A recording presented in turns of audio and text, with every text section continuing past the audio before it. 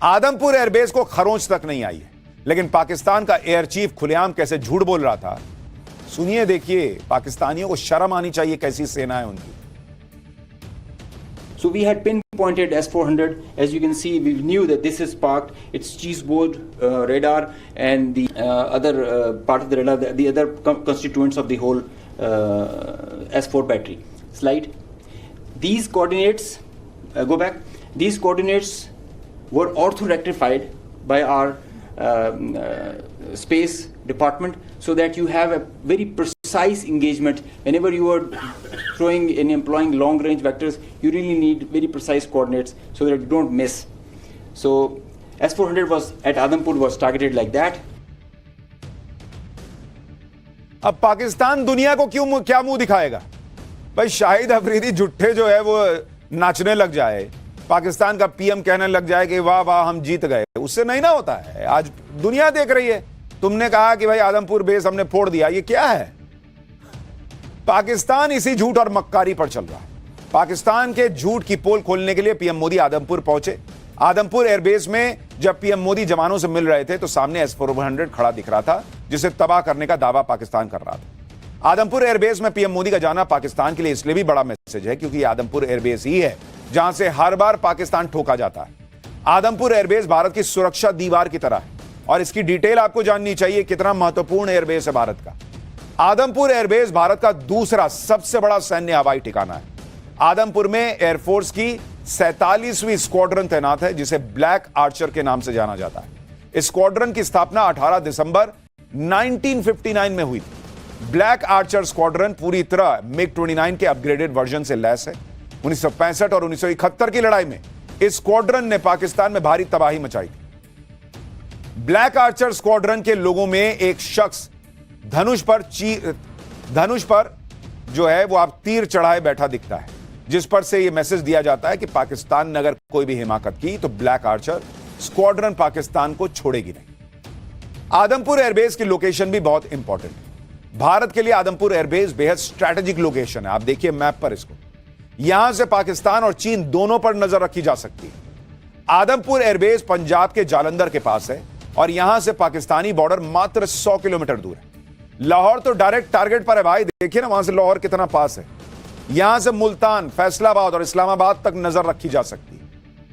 Adampur airbase के नाम से पाकिस्तान कांप जाता है, इसलिए सबसे बड़ा झूठ पाकिस्तान ने आदमपुर को लेकर फैलाया। वैसे तो पाकिस्तान ने ऐसे बहुत झूठ फैलाए जिनका कोई सिर पैर तक नहीं था। सिर्फ मनगढ़ंत कहानियां बनाकर पाकिस्तान फर्जी जीत का झूठा ड्रामा करता रहा। सच यह है कि भारत के किसी एयरबेस को खरोंच तक नहीं आई, जबकि पाकिस्तान के 11 एयरबेस भारतीय सेना ने फोड़ दिए। जैसे पीएम मोदी आज आदमपुर एयरबेस गए, वैसे ही क्या पाकिस्तानी पीएम शहबाज शरीफ और सेना प्रमुख असीम मुनीर के पास इतनी हिम्मत है कि वो अपने तबाह हुए एयरबेस जाकर तस्वीरें दिखा देते 2 दिन में? नहीं कर पाए वो। ओवैसी ने यही चुनौती पाकिस्तानी पीएम और सेना प्रमुख को दी। मोदी ने आज इस पर कहा क्या, पहले वो सुन लीजिए, फिर आपको बताता हूं ये जो पाकिस्तान के साथ सीज फायर हुआ है उसमें पर्दे के पीछे कहानी क्या है। हमारे ड्रोन्स, हमारी मिसाइलें, उनके बारे में तो सोचकर पाकिस्तान को कई दिन तक नींद नहीं आएगी। कौशल दिखलाया चालों में, उड़ गया भयानक भालों में, निर्भीक गया वह ढालों में, सरपट दौड़ा करवालों में। ये पंक्तियां महाराणा प्रताप के प्रसिद्ध घोड़े चेतक पर लिखी गई है, लेकिन ये पंक्तियां आज के आधुनिक भारतीय हथियारों पर भी फिट बैठती है। पाकिस्तान इस बार तो बच गया, लेकिन अगली बार का चांस दिख नहीं रहा। इस बार कोई रहम नहीं होगी क्योंकि रियायत जितनी देनी थी वो दे दी गई। इस बार ही पाकिस्तान नाक रगड़ रहा था, गिड़गिड़ा रहा था। जो लोग सीज फायर को लेकर बहुत सवाल उठा रहे हैं, उन्हें आज भारत के विदेश मंत्रालय ने डिटेल में बताया कि आखिर सीज फायर हुआ कैसे, कैसे पाकिस्तान हाथ जोड़ा हुआ, घिसटता हुआ जमीन पर भारत के पास आया था। एक तरीके से भारत के विदेश मंत्रालय ने आज जो जानकारी दी दुनिया को, उसके मुताबिक 10 मई को दोपहर 3:35 पर भारत पाकिस्तान के डीजीएमओ के फोन पर बात हुई। इस फोन कॉल की रिक्वेस्ट पाकिस्तानी हाई कमीशन ने दोपहर 12:37 पर भारत के विदेश मंत्रालय से की थी कि सर बात कर लेते हैं। 12:30 बजे पाकिस्तान ने कहा था। पाकिस्तान की तरफ से फोन लगाए जा रहे थे, लेकिन टेक्निकल वजह से फोन मिल नहीं पा रहा था, हॉटलाइन कनेक्ट नहीं हो रही थी। पाकिस्तान के हाथ पांव फूलने लग गए थे। पाकिस्तान परेशान था किसी तरह से फोन पर बात हो जाए। इसके बाद बातचीत की जो टाइमिंग डिसाइड हुई, उसमें भारत ने कहा कि डीजीएमओ अभी अवेलेबल नहीं है, जब होंगे तब बात करें। यानी भारत सीज फायर की कोई हड़बड़ी में नहीं था, पाकिस्तान हड़बड़ी में था कि सर बात कर लेते, कुछ हो जाता देख लेते। इंडिया ने कहा देखते हैं, अभी हमारा डीजीएमओ बिजी है, होगा अवेलेबल तो बात कराते हैं। 12:30 पहले पे रिक्वेस्ट आई थी। 3:30 बजे भारत के डीजीएमओ ने बात की कि हाँ बताओ क्या है। पाकिस्तान की तरफ से फोन कॉल की रिक्वेस्ट इसलिए की जा रही थी क्योंकि 10 मई की सुबह को पाकिस्तानी सेना के सभी अहम एयरबेस भारत ने उड़ा दिए थे। भारत के हमले से पाकिस्तान मजबूर हो गया था। पाकिस्तान फायरिंग बंद करने की बात करने लगा और सीज फायर के लिए गिड़गिड़ाने लगा। पाकिस्तान से साफ कहा गया कि अगर पाकिस्तान फायरिंग बंद कर देगा तो भारत भी बंद कर देगा। अगर पाकिस्तान फायरिंग करेगा तो फिर मारेंगे तुमको। कुछ लोगों के मन में सवाल होगा कि अगर सीज फायर हो गया तो फिर 2 दिन से पाकिस्तान के ये थोड़े बहुत ड्रोन क्यों आ रहे हैं। मुझे लगता है, जो मेरा अनुमान है कि पाकिस्तान ये ड्रोन जो भेज रहा है उसकी संख्या पहले के मुकाबले बहुत कम है और वो आते हैं और थोड़ी देर बाद बंद हो जाते हैं।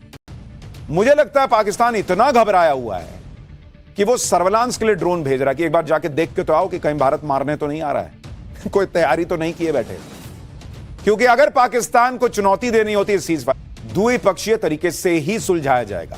इस नीति में कोई बदलाव नहीं हुआ है। पाकिस्तान के साथ मुद्दा सिर्फ पीओके को खाली करने का है। दूसरी बात, 7 मई को ऑपरेशन सिंदूर शुरू होने और 10 मई को मिलिट्री एक्शन के बीच भारत अमेरिका के नेताओं के बीच मौजूदा हालात को लेकर बातचीत तो हुई, लेकिन इस बातचीत में ट्रेड का कोई मुद्दा उठा ही नहीं था। तो प्लीज ये मत कहो कि तुमने कहा कि हम ट्रेड नहीं करेंगे, ये नहीं करेंगे, वो नहीं करेंगे। भारत इन दबावों में नहीं आता। इनफैक्ट आज तो भारत ने रेसिप्रोकल टैरिफ बढ़ा दिया चीन अमेरिका के ऊपर। पाठशाला में अब अगले चैप्टर को शुरू करने जा रहा हूं, जिसमें दिखाऊंगा पाकिस्तान तो पिटा, लेकिन भारत ने चीन अमेरिका को भी कैसे बड़ा झटका दिया। पाकिस्तान में परमाणु बम फटने की खबरों के बीच एक और बड़ी खबर कौन सी आ गई है, और पाकिस्तान की तबाही की वो डिटेल जो अब तक आपने नहीं सुनी, अब आपको यह बताना शुरू करता हूं। भारत से युद्ध में सिर्फ पाकिस्तान ने भयंकर मार ही नहीं खाई, बल्कि उसने अपने करीबी दोस्तों की भी थू करा दी। युद्ध में मार पाकिस्तान को पड़ी, लेकिन उसके जख्म चीन झेल रहा है।